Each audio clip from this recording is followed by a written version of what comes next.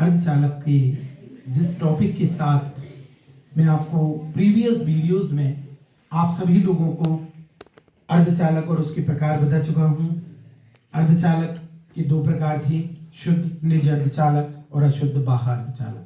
जिसमें किसी प्रकार की कोई इम्प्योरिटी अर्थात अशुद्धि नहीं होती थी वो शुद्ध अर्धचालक था, और जिसमें त्रिसंयोजकता और पंच संयोजकता वाले तत्व की अशुद्धि होती थी उसको P और N प्रकार का अशुद्ध अर्धचालक कहते थे। जब P और N प्रकार के अर्धचालक को आपने मिलाया तो PN संधि डायोड बना, और PCN PN संधि डायोड का उपयोग अपन दिष्टकारी के रूप में कर रहे थे, एक अर्ध तरंग दिष्टकारी और पूर्ण तरंग दिष्टकारी। अब जब बात करते हैं दो अर्धचालकों को मिलाया था तो डायोड बना था। मेरे बच्चों, आज जो टॉपिक है वो ट्रांजिस्टर है। आप सभी लोगों ने एक चीज बड़ी पसंद करते होंगे, बोले सर हम दो ब्रेड ले लेते हैं, उनके बीच में आलू मालू सजा लेते हैं, क्या बन जाता है? सैंडविच। जिस प्रकार एक सैंडविच तैयार होता है, दो ब्रेडों के बीच में आलू टमाटर इनका मसाला भर दे तो सैंडविच तैयार हो जाता है। इंग्लिश मीडियम में डेफिनेशन लिखी है ऐसी कि whenever one n type semiconductor is sandwiching between two p type semiconductor, जब एक n प्रकार के अर्धचालक को दो p प्रकार के अर्धचालकों के बीच में भर दिया जाता है सैंडविच की तरह, तो एक ट्रायोड बाल्ब, ट्रायोड जिसमें तीन हो, दो P हो गए एक N हो गए, तीन अर्धचालक हो, इस प्रकार के ट्रायोड बाल्ब को ट्रायोड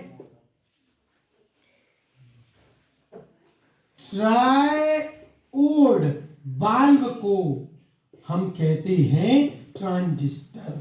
ट्रांजिस्टर शब्द बना है स्थानांतरण से। स्थानांतरण का मतलब ये है वह उपकरण जो धारा के मान में, प्रतिरोध के मान में परिवर्तन कर दे उसे ट्रांजिस्टर कहते हैं। कई बार ऐसी परिस्थितियां उत्पन्न होती हैं जब हमें धारा के मान में उपकरणों में परिवर्तन करना पड़ता है। कई बार ऐसी स्थितियां उत्पन्न होती हैं जब हमें प्रतिरोध के मान में परिवर्तन करना पड़ता है। इन सबको ध्यान करके ट्रायोड बाल्ब अर्थात ट्रांजिस्टर बना है। दो P के बीच में एक N पतली सी परत भर दें उसको PNP ट्रांजिस्टर कहते हैं। दो N प्रकार के अर्धचालकों के बीच में एक P प्रकार के अर्धचालक की परत भर दें तो उसको NPN ट्रांजिस्टर कहते हैं। इस प्रकार ट्रांजिस्टर के दो प्रकार होते हैं, PNP ट्रांजिस्टर और NPN ट्रांजिस्टर। जो साइड वाला भाग होता है उसको एमीटर अर्थात उत्सर्जक कहते हैं। बीच वाले भाग जो पतला भाग होता है उसको आधार अर्थात बेस कहते हैं, और साइड वाले भाग को संग्राहक अर्थात कलेक्टर कहते हैं। हेलो, जो उत्सर्जक होता है वो उत्सर्जित करने का काम करता है। इसमें 100% होल्स होते हैं, इसमें 20% इलेक्ट्रॉन होते हैं, इसमें 100% होल्स होते हैं। उत्सर्जक अग्र अभिनति में होता है, संग्राहक पश्च अभिनति में होता है। ये इसका सिद्धांत है कि उत्सर्जक को हमेशा अग्र अभिनति में रखना पड़ता है, संग्राहक को हमेशा पश्च अभिनति में रखना पड़ता है। ऐसे यहाँ पर NPN ट्रांजिस्टर, इसमें 100% इलेक्ट्रॉन होंगे, 20% होल होंगे और इसमें 100% इलेक्ट्रॉन होंगे। ये वाला भाग कौन हो गया? उत्सर्जक। जी हो गया आधार, जी हो गया संग्राहक। ट्रांजिस्टर का सिद्धांत कहता है ट्रांजिस्टर की संरचना इस बात पर आधारित है कि उत्सर्जक को हमेशा अग्र अभिनति में लेना है, संग्राहक को हमेशा पश्च अभिनति में लेना है। तो उत्सर्जक को अग्र अभिनति में लेना है तो एमीटर को नेगेटिव से और कलेक्टर को ये इसको अग्र अभिनति में करना है उत्सर्जक को, तो P को पॉजिटिव से और N को किससे जोड़ेंगे? नेगेटिव से। ये अग्र अभिनति में हो गया। इसको पश्च अभिनति में करना है तो P को किससे जोड़ दो? नेगेटिव। ये पॉजिटिव से जोड़ दिया। एक बात और आ गई, ये तो PNP ट्रांजिस्टर हो ही गया, इसमें जो आधार है वो कॉमन है अर्थात उभयनिष्ठ है, तो ये हो गया PNP ट्रांजिस्टर उभयनिष्ठ। कौन सी विधा? आधार विधा। अगर इसका आपको परिपथ चित्र बनाना है तो आप गाय के सींग जैसे सीधे होते हैं, आप ऐसा बना दीजिए। जब गाय के सींग सीधे लेंगे आप, सिंपल सी बात है, ये आधार हो गया, ये P हो गया, ये N हो गया, ये P हो गया, ये उत्सर्जक हो गया, ये आधार हो गया, ये संग्राहक हो गया। उत्सर्जक को ये अग्र अभिनति में कर दिया, ये संग्राहक को आपने पश्च अभिनति में कर दिया। अग्र का मतलब पॉजिटिव को पॉजिटिव से और बाकी नेगेटिव से जोड़ा ही जाएगा। संग्राहक को पश्च अभिनति में, संग्राहक में P है तो उसको किससे जोड़ दो? नेगेटिव से। ये संग्राहक पश्च अभिनति में हो गया। सिंपल सी बात है। हमें इस बात पर चिंतन और मनन करना है कि ये PNP और NPN ट्रांजिस्टर हैं तो इनमें धारा प्रवाहित कैसे हो रही है, होल कर रहे हैं कि इलेक्ट्रॉन कर रहे हैं। अभी हाल देख लेंगे। बहुत आराम से पता पड़ जाएगा, सिंपल सी बात है। एनपीएन ट्रांजिस्टर देखो, इसमें 100% इलेक्ट्रॉन है, 20% होल है, 100% इलेक्ट्रॉन है। ये पतली सी परत है, इसलिए इसमें 20% होल है। अच्छा, उत्सर्जक को कैसी अभिनति में करें? अगर अभिनति में करने के लिए नेगेटिव को नेगेटिव से, संग्राहक को कैसी अभिनति में करना है? तो नेगेटिव को किससे जोड़ना है? पॉजिटिव से। ये आपके पश्च अभिनति में हो गया। इसका परिपथ चित्र बनाना है तो गैया के सीन कैसे बना दो? सीधे बना दो। ये उत्सर्जक NPN, ये आधार, ये संग्राहक। उत्सर्जक को अगर अभिनति में, नेगेटिव को नेगेटिव, संग्राहक को पश्च अभिनति में, नेगेटिव को पॉजिटिव से जोड़ दिया। सिंपल सी बात है। ये परिपथ चित्र आ गया। कार्य विधि में केवल इतना सा विचार करना है कि PNP और NPN ट्रांजिस्टर में धारा प्रवाहित करने का कार्य कौन करेंगे? इसमें 100% कौन है? Positive whole. तो पॉजिटिव का होलों पे क्या होगा? आगे बढ़ेंगे 100% होल, 20% इलेक्ट्रॉन से न्यूट्रलाइज हो जाएंगे, 80% होल बचेंगे, आगे पहुंच जाएंगे, होलों की संख्या 180% हो जाएगी। याद रखना मेरे पागलों, होल कभी भी तारों में प्रवाहित नहीं होती। तो तारों में से इधर से कौन निकलेगा? एक होल से क्या कर जाएगा? न्यूट्रलाइज, उदासीन। अंदर धारा कौन प्रवाहित कर रहे हैं? बाहर कौन कर रहे हैं? हो गया काम। PNP ट्रांजिस्टर में अंदर धारा प्रवाहित करने का कार्य होल करते हैं और बाहर धारा प्रवाहित करने का कार्य इलेक्ट्रॉन करते हैं। अब NPN ट्रांजिस्टर की बात आई। NPN ट्रांजिस्टर में यहां पर सिंपल सी बात है, बड़ी सरल सी बात है। नेगेटिव का नेगेटिव पे प्रतिकर्षण, 100% होल प्रतिकर्षित होके कहां बढ़ेंगे? 20% इलेक्ट्रॉन, 100% इलेक्ट्रॉन 20% होल से क्या हो जाएंगे? न्यूट्रलाइज। 80% कौन बचेंगे? इलेक्ट्रॉन। आगे चल के कितने हो जाएंगे?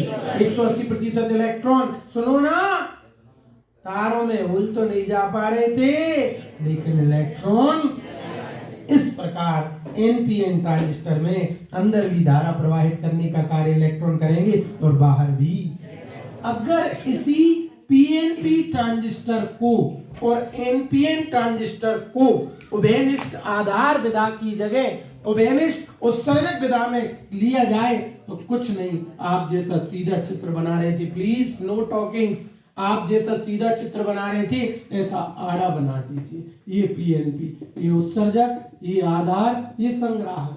ये PNP ट्रांजिस्टर तो है, लेकिन किस विधा में है? उभयनिष्ठ उत्सर्जक विधा में। उत्सर्जक जो है वो कॉमन है, इससे भी टचेबल है और कलेक्टर से भी टचेबल है। उत्सर्जक अगर अभिनति में तो P को किससे जोड़ दो? ये नेगेटिव से जुड़ गया। संग्राहक पश्च अभिनति में तो P को किससे जोड़ दो? नेगेटिव, ये पॉजिटिव। ये हो गया PNP ट्रांजिस्टर उभयनिष्ठ उत्सर्जक विधा में। जब आप NPN ट्रांजिस्टर लोगे और उभयनिष्ठ उत्सर्जक विधा में जोड़ोगे तो उत्सर्जक जी आधार, जी संग्राहक, उत्सर्जक आधार से भी जुड़ गया, उत्सर्जक संग्राहक से भी जुड़ गया। उत्सर्जक को अगर अभिनति में करना है तो नेगेटिव को नेगेटिव, ये पॉजिटिव। संग्राहक को पश्च अभिनति में करना है तो ये पॉजिटिव, ये नेगेटिव। ये है आपका NPN ट्रांजिस्टर उभयनिष्ठ कौन सी विधा? उत्सर्जक विधा। ये तो बात हो गई 4 प्रकार के ट्रांजिस्टरों की। है 2 ही, उनकी सेटिंग बदल दी। एक बार उभयनिष्ठ आधार विधा में PNP और NPN हो गए और एक बार उभयनिष्ठ उत्सर्जक विधा में PNP ट्रांजिस्टर और NPN ट्रांजिस्टर। लेकिन इससे बड़ा प्रश्न तो ये है कि इनको बनाया क्यों? इनको बनाया एम्पलीफायर के लिए। मेरी ये साउंड का एम्पलीफिकेशन हो रहा है, बढ़ रही है, ये केवल इस एम्पलीफायर के परिणाम के स्वरूप बढ़ रही है। साउंड को एम्पलीफिकेशन कर दिए, एम्पलीफायर कहते हैं। एम्पलीफायर को हिंदी में प्रवर्धक कहते हैं। और प्रवर्धक ऐसा उपकरण है जो AC को AC में बदलता है, लेकिन दुर्बल प्रत्यावर्ती धारा को प्रबल प्रत्यावर्ती धारा में बदल देता है, उसे प्रवर्धक कहते हैं। और प्रवर्धक को बनाने के लिए किसका उपयोग होता है? ट्रांजिस्टर। तो कितने प्रकार के ट्रांजिस्टर हैं बोर्ड पर? तो 4 प्रकार के प्रवर्धक भी बन सकते हैं। PNP ट्रांजिस्टर का उपयोग प्रवर्धक के रूप में, NPN ट्रांजिस्टर का उपयोग प्रवर्धक के रूप में, ठीक है, उभयनिष्ठ आधार विधा में। ऐसी उभयनिष्ठ उत्सर्जक विधा में भी PNP ट्रांजिस्टर और NPN ट्रांजिस्टर का उपयोग प्रवर्धक के रूप में कर सकते हैं। मैं एक करवा रहा हूं आपको, हर बार पेपर में वो आता है। एनपीएन ट्रांजिस्टर का उपयोग प्रवर्धक के रूप में किस विधा में? उत्सर्जक विधा में। देखिए बहुत सरल है, बहुत इजी है। देखिए ध्यान पूर्वक, एक समीकरण पर पूरी बात आधारित होती है। हम क्या कह रहे हैं? उभयनिष्ठ उत्सर्जक विधा में एनपीएन ट्रांजिस्टर का उपयोग मतलब दुर्बल प्रत्यावर्ती धारा प्रबल प्रत्यावर्ती धारा में बदलेगी। ऐसे उपकरण को अपन क्या कहेंगे? प्रवर्धक, मतलब एम्पलीफायर। और ऐसा करने के लिए अपन किसका उपयोग करेंगे? एनपीएन ट्रांजिस्टर का उपयोग किसके रूप में? प्रवर्धक के रूप में। किस विधा में? उभयनिष्ठ उत्सर्जक विधा में। मतलब आधा चित्र तो जे का जे। उभयनिष्ठ उत्सर्जक विधा, उन्हें एक बार देख लीजिए। ये उभयनिष्ठ उत्सर्जक विधा हो गई। उत्सर्जक हो गया, आधार हो गया, संग्राहक हो गया। लेकिन ट्रांजिस्टर कौन सा है? एनपीएन। उत्सर्जक को किस अभिनति में लगा दिया? अग्र अभिनति में। संग्राहक को किस अभिनति में लगा दिया? पश्च अभिनति में लगा दिया। अभी तो ये ट्रांजिस्टर है बच्चों, इसको प्रवर्धक बनाना है तो आपको एसी देना पड़ेगी और एसी प्राप्त करना पड़ेगी। तो यहां पर आपने क्या दिया? AC signal. और यहाँ पे कुछ नहीं किया, आपने एक लोड प्रतिरोध लगा दिया। ये संग्राहक की धारा आईसी मान ली। यस और नो कह दो हाँ। और यहां से आपको निर्गत कौन मिलेगी? एसी के डीसी। हाँ, जो एसी को एसी में ही बदलता है, प्रत्यावर्ती धारा को प्रत्यावर्ती धारा में ही बदलता है, लेकिन उसको क्या कहते हैं? प्रवर्धक कहते हैं। लेकिन एक विशेष बात नोटिस करने वाली बात है, ध्यान रखना, सिंपल सी बात है। प्रवर्धक में अगर आप उभयनिष्ठ आधार विधा देखोगे, सिंपल सी बात है, तो पॉजिटिव देने पर आउटपुट पॉजिटिव ही मिलेगा। लेकिन अगर उभयनिष्ठ उत्सर्जक विधा देखोगे तो यहाँ पर इनपुट तो दोगी पॉजिटिव और आउटपुट कैसा मिलेगा? चाहे पीएनपी हो चाहे एनपीएन। उभयनिष्ठ उत्सर्जक विधा में अगर पीएनपी और एनपीएन ट्रांजिस्टर को आप लोगे तो इनपुट पॉजिटिव करोगे, आउटपुट नेगेटिव मिलेगा। इनपुट नेगेटिव करोगे, आउटपुट। जबकि आप इसी को उभयनिष्ठ आधार विधा में करते तो पॉजिटिव का आउटपुट और नेगेटिव का आउटपुट। अभी हम कौन सी विधा देख रहे हैं? उत्सर्जक विधा में कैसा इनपुट करने वाली हो आप और मिलेगा कैसा? और फिर जब पॉजिटिव का नेगेटिव करोगे तो पॉजिटिव आउटपुट मिलेगा। इसके लिए एक समीकरण बनाया जाता है, वही इस प्रवर्धक की जान है। आउटपुट वोल्टेज आपको किससे मिल रहा है? कलेक्टर, संग्राहक से। इनपुट आप किस किस के बीच में कर रहे हो? आधार और उत्सर्जक के बीच में। कुछ वोल्टेज को प्रतिरोध क्या कर जाएगा? ग्रहण कर लेगा, ड्रॉप कर लेगा। वो वोल्टेज का सूत्र क्या होता है? V बराबर आई आर। तो IC इंटू आर। आपने जो वोल्टेज दिया, हेलो, उसमें से कुछ वोल्टेज किसने ड्रॉप कर लिया? प्रतिरोध ने। और आउटपुट वोल्टेज कितना मिल गया? VC। वोल्टेज कितना दिया? VBE। इसमें से कुछ वोल्टेज किसने ले लिया? प्रतिरोध ने, IC इंटू आर। और आउटपुट क्या मिल गया? VC। तो इनपुट वोल्टेज जब किया तो प्रत्यावर्ती धारा की सबसे पहले कौन सा चक्र गया? धनात्मक। देखो किधर से लो, इधर से। किससे मिला?